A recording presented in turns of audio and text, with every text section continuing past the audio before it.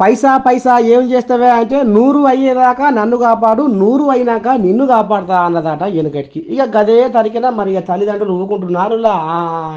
ఇక మా కడుపులో పుట్టిన పిల్లల్ని మేము మంచిగా చూసుకొని వాళ్ళని బంచి భ్రమ చేసి చేటపాట వ్యవహారం చేసి మంచి చదివిచ్చి కొలువులు సంపాదిస్తే రేపు మాకు కాలుకో రెక్కకో ఆసర అవుతారు, మమ్మల్ని ముసలితనంలో సాతారు అని పెద్ద మనుషులు పాపం తల్లిదండ్రులు పోరగాళ్ళను అందరం ఎక్కిస్తే ఇక మరి ఉంటుంది కదా.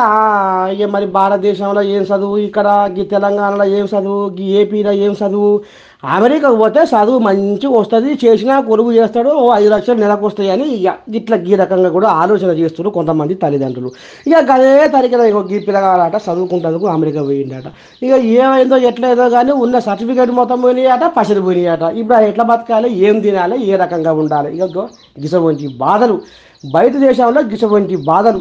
ఇక మరి ఉన్న ఊళ్ళో ఇక్కడ చదువు లేకనా ఎందుకు పోతున్నట్టు, ఏం చేస్తున్నట్టు కొసకు ఏమవుతుందో చూడు పోరగాళ్ళు. ఇక ఈ పిల్లగాని ఆంబయం ఎట్లా ఎండబోసుకుంటుండో ఒకసారి ఇందాం పారి. అమ్మ ఒకటి ఫిగర్ అవుట్ చేసుకున్నాం అనుకునే లోపే ఇంకోటి వస్తున్నట్టుంది. నిన్న రాబరీ జరిగింది నా ఇంట్లో. యాక్చువల్గా బర్త్డే ఉందని చెప్పేసి 11th నైట్ వెళ్ళిపోయాను అనమాట ఫ్రెండ్ దగ్గరికి వెళ్ళిపోయి 11th నైట్ అక్కడే ఉన్నా. 12th నా బర్త్డే ఉండే కాబట్టి ఆ రోజు నైట్ కూడా అక్కడే ఉన్నా. 13th వర్క్ ఉండే, ఈవినింగ్ 8 o'clock వచ్చి చూసాను అనమాట. 13th రోజు వచ్చి చూస్తే ఇల్లంతా మొత్తం ఇలా పడేసి ఉన్నాయి. ఏంట్రా బాబు నీ అమ్మ ఏం జరిగిందని చెప్పేసి భయం వేస్తుంది కదా, ఒక్కనే ఉన్నా.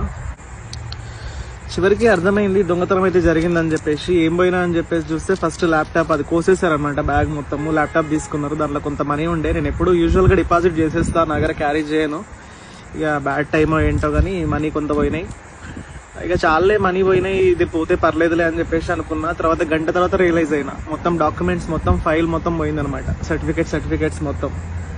అమ్మ అన్ని అంటే డబ్బులు పోయినా పర్లేదు, ల్యాప్టాప్ పోయినా పర్లేదు, కానీ ఇదేంట్రా బాబు అనిపించింది.